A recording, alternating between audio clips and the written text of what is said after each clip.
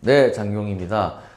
여러분 또 문재인 2탄이 저는 안 됐으면 좋겠다고 생각했지만 여러분들 제가 지난 영상 저희가 그때 김노영 대표님 초청해서 찍을 때 제가 문재인 2탄이 될 가능성이 높다. 왜냐면은 그때도 말씀드렸다시피 지금 이제 사임하셨지만 1차관으로 갔던 이상경 교수님이라든지 또 이분도 지금 또 사임 의사를 밝힌 이한주 민주연구원장이라든지 이런 분들이 이번 대선 말고 지난 대선 때 이재명 그 캠프에서 공약집의 느낌으로 냈던 책 있잖아요. 제가 그때 소개해드렸던 공정한 부동산 뭐 하는 책. 그 책을 저술하는데 참여했던 분들이 대부분 어떤 스탠스를 가지고 있느냐. 우리 땅은 우리 모두의 것. 사유재산은 인정하지만 땅은 우리 모두의 것이라는 토지 공개념론자들이라고 제가 설명을 드렸습니다. 그런 부분에서 이분들이 다시 또 드라이브를 걸 가능성이 있다 말씀을 드렸었고요. 또 강력한 규제 시리즈들이 나왔는데 이번에 10월 15일 날 엄청 강력한 규제가 또 나왔죠. 뭐냐면은 서울 전역 그리고 경기도 주요 지역을 투기과열지구로 지정을 하고 동시에 토지 거래 허가 구역으로도 지정을 했습니다. 투기과열 지구에 대해서는 오늘 우리 본 내용이니까 좀 뒤에서 이야기를 하고, 토지 거래 허가 구역이라는 거는 쉽게 말해서 이 땅을 거래를 할 때 허가를 받아야 된다는 겁니다. 건물은 괜찮은 거 아닌가? 근데 건물도 밑에 땅이 깔려 있죠. 그래서 거래를 할 때 제한을 두는 거고요. 그리고 원래는 이제 뭐 건물 이런 부분들은 좀 이제 또 제외되는 부분이 있는데, 이번 토지의 특징은 아파트에 건다. 그래서 아파트 거래를 할 때는 반드시 허가를 받아야 된다라는 겁니다. 그리고 이제 투기과열지구, 토지는 사실은 개념은 쉽잖아요. 근데 투기과열지구가 그럼 도대체 뭐고, 거기에 걸리는 규제가 어떤 건가, 이런 부분들에 대해서 이제 궁금해 하시는 분들이 있을 것 같아요. 투기과열지구가 되면 일단 신축 아파트에서는 어떤 일이 벌어지냐면은 일반 분양을 할 때 분양가 상한제 적용을 받게 되죠. 그리고 이제 실거주 의무가 생기게 되는 거고요.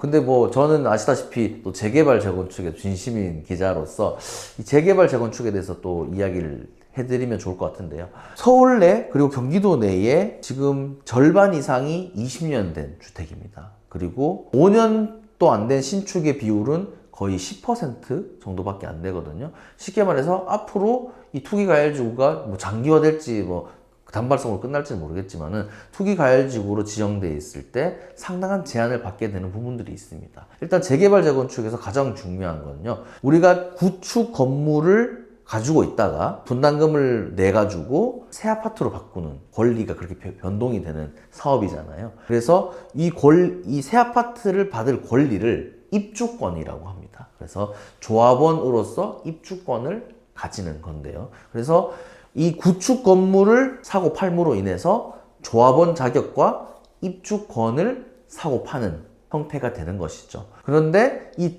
투기과열지구가 되면 여기에 제한이 생깁니다. 재개발과 재건축이 조금 다른데요. 재건축 같은 경우에는 조합 설립 이후부터 제한이 생기게 됩니다. 그러니까 조합 이후부터는 입주권 거래가 일단은 원칙적으로 금지가 되는 거죠. 재개발 같은 경우에는 조금 여유가 있습니다.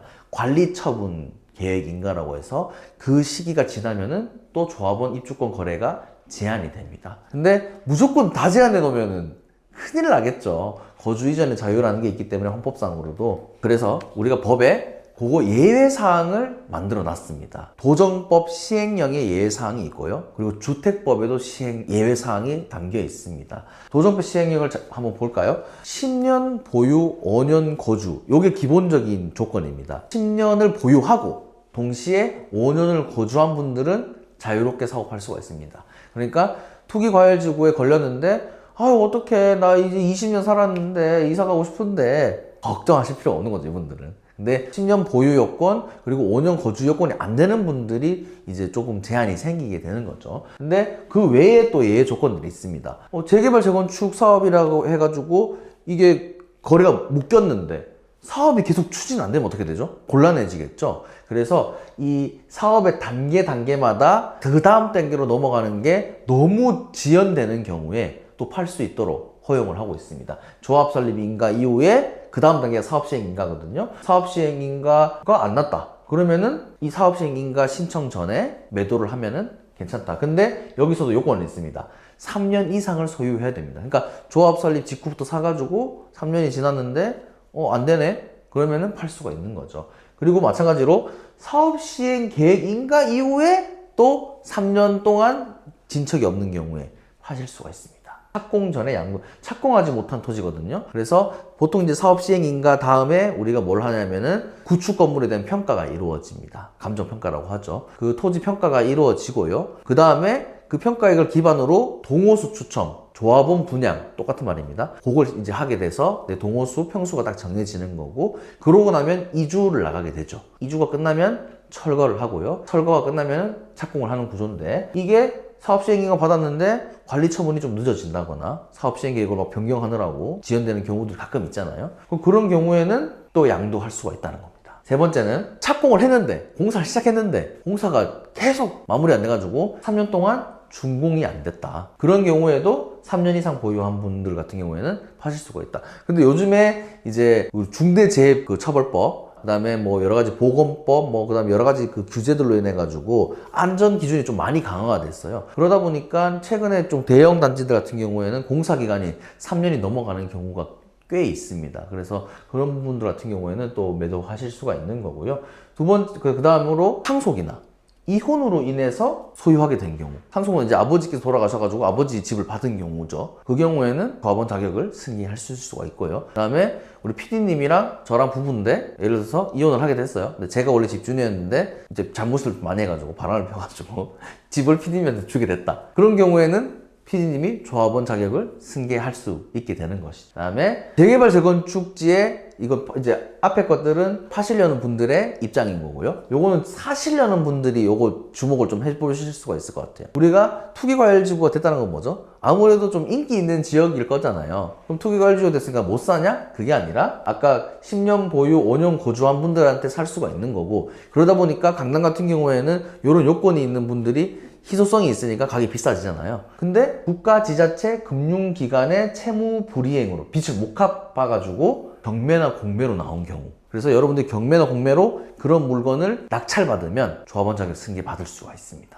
굉장히 꿀팁이죠. 그리고 요 경우에는 당연히 프리미엄 엄청 붙여서 팔 건데, 여기에는 우리는 원래 경매 나갈 때 기본적으로 감정평가를 한 다음에 10% 다운된 가격으로 시작을 하거든요. 물론 기준점보다 높은 가격을 써내서 낙찰을 받는 경우가 대부분이지만, 아무래도 이 가격대랑 비교했을 때 상대적으로 확률적으로 좀 더 저렴하게 사실 수 있는 기회는 있다. 그것도 좀 유념해 보시면 좋을 것 같고, 그리고 지금 이제 투기과열지구 이제 10월 15일 날 지정이 됐잖아요. 근데 그 전에 한 10월 초에 계약을 맺은 거예요. 근데 갑자기 투기과열지구가 됐어. 어떡하죠? 괜찮습니다. 투기과열지구 지정 전에 양도 계약을 체결하고 60일 이내, 지금 우리 10월 15일이니까 11월, 12월, 15일까지 괜찮은 거죠? 31일이 있으니까 아마 12월 초, 또 15일인 줄 알고 했다가 15일 아니고 13일일 수도 있습니다. 그건 유념하셔야 되고, 60일 이내에 거래 신고를, 국토부에 실거래가 신고를 하는 경우에는 괜찮습니다. 그러니까 10월 초, 9월 말에 계약하셨던 분들은 그래도 괜찮다.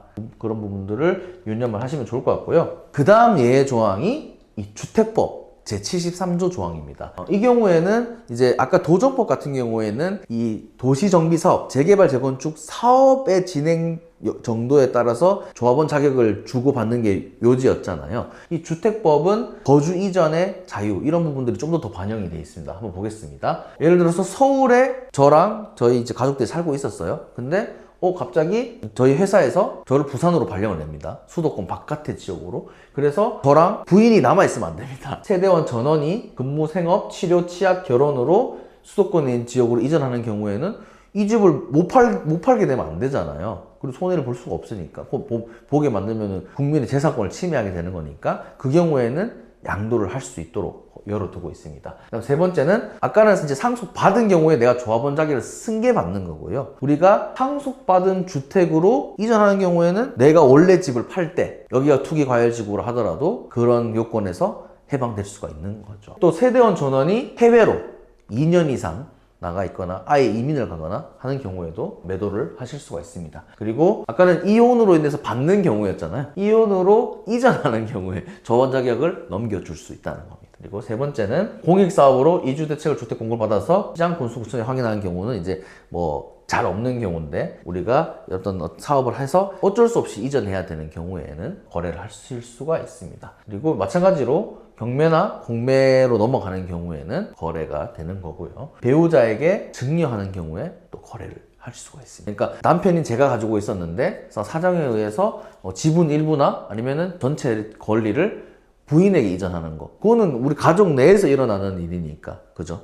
그건 가능하다는 겁니다. 그리고 제가 파산해 버렸어요. 근데 집을 팔게 되는데 이 제한을 걸어놔 버리면 못 팔겠죠. 현금 청산돼 버리니까. 그렇기 때문에 그 경우에는 빚 갚아야 될 거 아닙니까? 제가 받고 팔아서 빚을 갚는 데 써야 되니까 실직 파산, 신용불량으로 인해서 경제적 어려움이 발생한 경우에도 거래를 할 수 있도록 열어두었습니다. 요게 이제 조건들 찾아보면 나오는 거고요. 요 조건들을 좀 더 깊게 분석을 해보면은 사실 뭐 다른 부분들은 그냥 그 요건을 따져보시면 되는 거고, 제일 어려운 케이스가 이제 상속으로 집을 물려받았을 때가 좀 복잡해집니다. 첫 번째는 일단은 이 조합원 자격이라는 거는 투기과열지구에서 1가구 1주택일 때만 그 아까 말씀드린 예외 조건이 해당이 되는 거예요. 그러니까 2가구, 3가구 다주택자들은 그 요건에 충족한다 하더라도 그 예외 조건을 인정받을 수가 없습니다. 그러다 보니까 투기과열지구에 집을 받게 됐다. 그럼 내가 원래 집이 있으면 기존 집을 팔아야겠죠. 그러면은 원래 있던 집이 비규제 지역이면은 상관이 없습니다. 왜냐하면 상속받은 집이 생겼잖아요. 그러면은 이게 2주택이지만은 일시적 2주택으로 봅니다. 그러니까 요 집을 상속받은 이후에 6개월 이내에 팔아버리면은 일시적 2주택으로 인정을 받으면서 이 상속받은 투기과열지구 내에 집에 조합원 자격을 승계하는데 아무 문제가 없습니다. 근데 문제가 기존 주택도 예를 들어서 투기과열지구에 있다. 상속받은 집도 투기과열지구에 있다. 그럼 어떻게 되죠? 여기에는 기존 주택이 아까 말씀드린 10년 보유, 5년 거주 요건을 채우지 못했다. 못 파는 거죠. 그렇다고 아까 상속 이혼 이런 걸 이용해가지고 뭐 아내한테 주거나 뭐 이렇게 했다. 세대분리, 이장 이혼해가지고 세대분리했다. 이거 들키면은 더 크게 사고가 납니다. 웬만하면 시도하지 마세요. 핵심 키가 뭐냐면은 상속받은 주택으로 세대원 전원이 이전하는 경우라는 이 예외 조항을 잘 보셔야 되는 겁니다. 이게 뭐죠? 기존 주택과 상속주택이 모두 투기과열지구에 있는 거잖아요. 그러면은 세대원 전원이 상속주택으로 아버지가 돌아가시고 나서 아버지 집으로 이사 가면서, 그죠? 그러면은 상속받은 경우에는 조합원 자격을 승계를 할 수 있는 거잖아요. 그 다음에 상속으로 인해서 거기로 이전하는 경우에 이 집을 팔 수 있다라는 주택법 예외 조항이 있죠. 이 두 가지 조항이 만나는 겁니다. 그래서 상속받은 주택으로 이전을 하면서 기존 주택을 처분하는 경우에는 기존 주택이 처분이 된다. 그렇기 때문에 이런 것들을 잘 활용을 해서 두 가지 집 다 권리를 찾으실 필요가 있을 것 같습니다. 그 다음에 그래서 상속 받았어요. 상속 받았는데 또 받고 났는데 팔고 싶을 수 있잖아요. 분담금 좀 많이 나왔네. 5억. 근데 프리미엄은 좀 있으니까 팔면 좋을 것 같다. 근데 나 상속받은 지 1년밖에 안 됐는데 걱정되실 거잖아요. 이 상속을 해주신 분, 피상속인이 또 거주 내지는 소유한 기간이 있으실 거잖아요. 이 두 분의 거주기간, 소유기간을 합치게 돼 있습니다. 그래서 합쳐서 10년 보유, 5년 거주 요건을 채우면은 거래를 하실 수가 있다. 요런 지금 이제 투기과열지구니까 별의별 공부를 다 해야 됩니다. 그래서 여러분들이 이런 부분들을 잘 유념을 하신다면 여러분들 재산도 지키고 집도, 그죠? 지금 상속받으시는 분들, 그 다음에 거래를 하시려는 분들, 손해 없이 거래를 하실 수 있을 것 같습니다. 그리고 이제 요런 그 사항들에 대해서 제가 이제 또 12월 달에 정비사업 특강을 한번 열어야겠다는 생각이 들었어요. 그래가지고 지금 수강공생 모집부를 하고 있으니까 여러분들 많이 신청하시면은 제가 이런 세부적인 사항들, 그리고 최근에 정비사업의 어떤 흐름들, 그 다음에 세부적인 개념들까지 알려드릴 수 있는 시간을 가져보도록 하겠습니다. 감사합니다.